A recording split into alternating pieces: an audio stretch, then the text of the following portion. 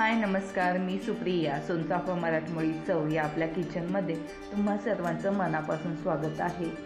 टिफिनसाठी किंवा जेवताना तोंडी लावण्यासाठी मस्त अशी वाटाण्याची चटपटीत अशी चटणी पाहणार आहोत.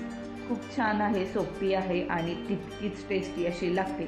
चला तर मग सुरुवात करूयात वाटाण्याची चटणी बनवण्यास. पहिल्यांदा गॅसवर एक कढई गरम करायला ठेवूयात आणि त्यामध्ये आपण थोडंसं तेल टाकून घ्यायचं आहे, म्हणजे जवळपास अर्धी पळी.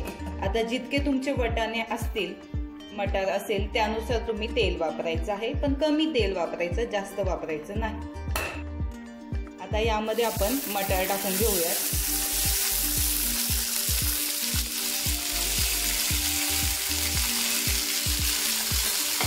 मटार घेताना स्वच्छ धुवून असे घ्यायचे. गॅसची फ्लेम मीडियम ठेवायची. मीडियम टू हाय फ्लेमवर आपल्याला हे वाटाणे छान भाजून घ्यायचे आहे. खूप असे काळसर करायचे नाही, पण हलका त्याचा कलर चेंज झाला पाहिजे आणि हलके भाजले सुद्धा गेले पाहिजे. तर आपण थोडंसं मीठ टाकून घेऊयात, जेणेकरून आपण ज्यावेळेस हे मॅश करू त्यावेळेस व्यवस्थित मीठ सगळीकडे लागलं जाईल आणि टेस्ट छान लागेल. हे पाहू शकता मस्त. आता कॅमेरामध्ये एवढं दिसत नाहीये, पण व्यवस्थित सर्व बाजूंनी मटार छान व्यवस्थित भाजले गेलेले आहेत. या स्टेजला आपण गॅस बंद करूयात आणि आता हे थंड होऊन देऊ. हे पाहू शकता, अशा प्रकारे मी हे मिक्सर ग्राइंडर मध्ये थंड झाल्याच्या नंतर बारीक करून घेतलं होतं. आपल्याला खूप जास्त बारीक नाही करायचं, ओबडधोबडच ठेवायचं असेल. जर तुमच्याकडे हँड चॉपर असेल तर तुम्ही चॉपर मध्ये बारीक करू शकता. तर तुम्ही पाहू शकता खूप बारीक केलेलं नाहीये. आता आपण पहिल्यांदा जी कढई घेतली होती तीच कढई पुन्हा घेऊयात. कढई गरम झाली की यामध्ये तेल टाकून घेऊ. तेल गरम झाल्याच्या नंतर अर्धा चमचा मोहरी छान तडतडली की मग यामध्ये अर्धा चमचा जिरं टाकून घ्यायचं आणि थोडंसं हिंग.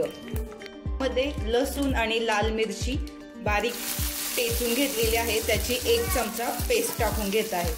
आता ही सुद्धा यामध्ये छान फ्राय करून घ्यायची. 1 वाटी बारीक चिरलेला कांदा, मोठा 1 कांदा यामध्ये मी बारीक चिरून घेतलेला आहे, तो या तेलामध्ये छान फ्राय करून घेऊयात.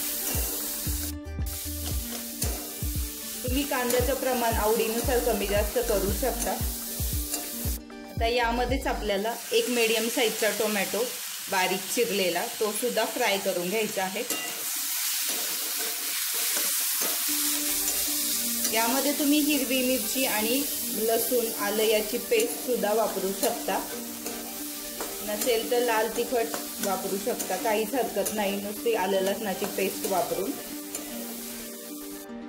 आता यामध्ये आपल्याला सुके मसाले घालून घ्यायचे आहेत.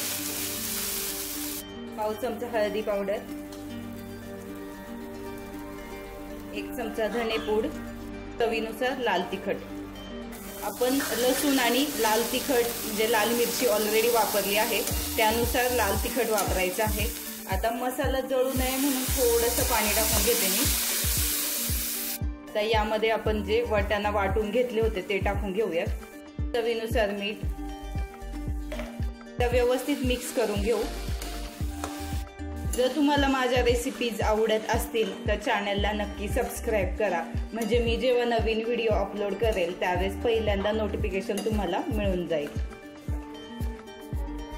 आता आपण फक्त एक थोडासा पाण्याचा शिंतोडा द्यायचा आहे आणि वाफेवर आपल्याला हे शिजवून घ्यायचे. थोडीशी बारीक चिरलेली कोथिंबीर टाकून घेऊ आणि झाकण ठेवून शिजवून घेऊयात. 4 मिनिट एकदम लो फ्लेमवर आपण याला छान वाफ देऊन घ्यायची आहे, म्हणजे थोडाफार वाटाणा शिजायचा राहिला असेल तर शिजून जाईल. 4 ते 5 मिनिट झालेले आहेत. आता आपण थोडीशी राहिलेली कोथिंबीर सुद्धा यावर टाकून घेऊयात आणि मस्त आपल्या हिरव्या वाटाण्याची चटणी बनवून तयार झालेली आहे.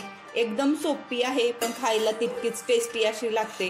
तुम्ही जेवणासाठी तोंडी लावायला सुद्धा बनवू शकता किंवा टिफिनसाठी सुद्धा मस्त अशी रेसिपी आहे. जर व्हिडिओ आवडला असेल तर लाईक करा, शेअर करा आणि चॅनलला सबस्क्राईब करायला विसरू नका.